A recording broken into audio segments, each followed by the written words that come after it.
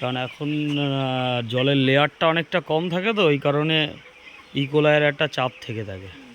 ওই জন্য হালকাভাবে একটা নিকুলি একটা ডোজ করে দিলে ওতে বডি ওয়েট কোনো রকম হাম্পার হবে না। যা বডি ওয়েট আছে 600 গ্রামের কাছে বডি ওয়েট আছে পাখি। 14 দিনে পাখির বয়স 600 গ্রাম বডি ওয়েট। আচ্ছা, হ্যাঁ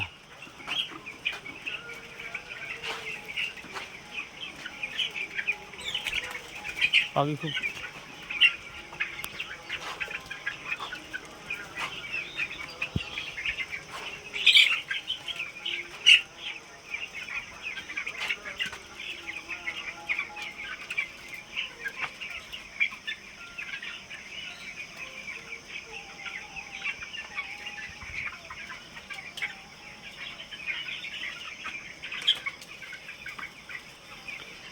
মাচার পাখির একটা জিনিস খুব সুবিধা, পাখি কোনো রকম নোংরা খেতে পারে না।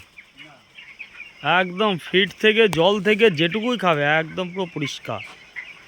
ফিডের পাত্রও পরিষ্কার, জলের পাত্রও পরিষ্কার। এতে এদের পিএইচ লেভেলটা খুব ভালো থাকে। জলের যে পিএইচ লেভেলটা খুব ভালো থাকে, যেটা ইকোলাইয়ের মানে থাকে। এতে যদি 80% ইকোলাই নেই, যদি প্রয়োজন করতে চান একটা 500 গ্রাম এনে আলগা একটা ডোজ করে দিতে পারেন। কী বললাম বুঝতে পেরেছেন? এতে ইকোলাই নেই।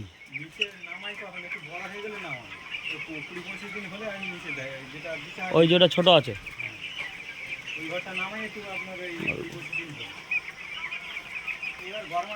মাছ আর বাকি 30-31 দিন পর্যন্ত রেডি করে নিতে হবে। এরকম করে খাবিয়ে এবার রেডি করে নিতে হবে।